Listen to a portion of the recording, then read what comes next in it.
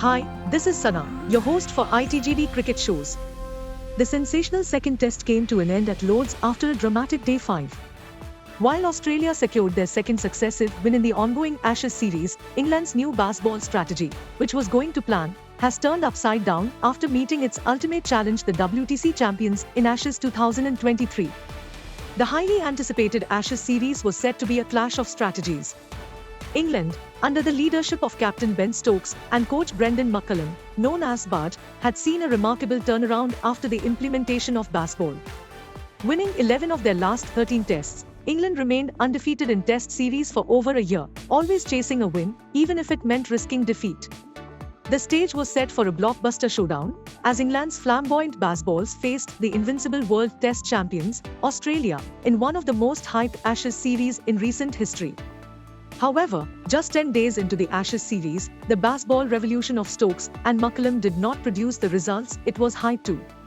In fact, Bazball is looking responsible for England's missed opportunities and frequent wicket losses that allowed Australia a 2-0 lead with consecutive wins. At Edgbaston, England's new approach faced criticism when captain Ben Stokes declared the first innings early on day 1. Despite Centurion Joe Root's presence, England's narrow loss raised doubts about the effectiveness of the Bazball strategy.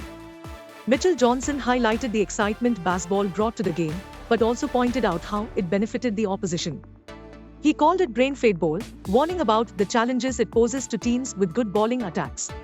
England's opponents were accused of playing the game the traditional way, opposite to the flashy Bazball style advocated by Stokes and McCullum. Yet, it was a more conventional approach that proved effective for Australia. After winning a close first test at Edgbaston, Pat Cummins-led Australia held their nerve against a Ben Stokes onslaught to secure a 43-run victory in the second test, taking a 2-0 lead. The first two Ashes tests has also not been short on controversies. In fact, the biggest uproar occurred when Johnny Bairstow was stumped by Alex Carey. The batter left the crease thinking the game was over, but the ball was still in play, and Carey was quick to roll the ball back to stumps, resulting in a dismissal. This did not sit well with England fans at the stadium, and Australian player Usman Khawaja later got into an argument with a Marylebone Cricket Club (MCC) member while walking through the long room. It became so bad that security had to step in. Test cricket is the ultimate test of skill, fortitude, and endurance. The Ashes, the oldest competition in cricket history, embodies this, with 5 days of intense battle between passionate cricketing nations. While England's Bazball revolution entertained the crowd, the ultimate measure of success in sports is based on wins and losses, not the number of applause from the crowd. We are not even halfway through the Ashes 2023, but it is clear that England's one-dimensional batting approach and expensive but unthreatening bowling attack will find it difficult against a well-rounded Australian side. They will remain dangerous even in the absence of Nathan Lyon. Speaking of Lyon, the possibility of his absence gives England a chance to make a strong comeback in the series. As the Ashes series continues, both teams will strive for victory, leaving a lasting legacy in cricketing history. Who will triumph in this fierce battle? Only time will reveal the answer.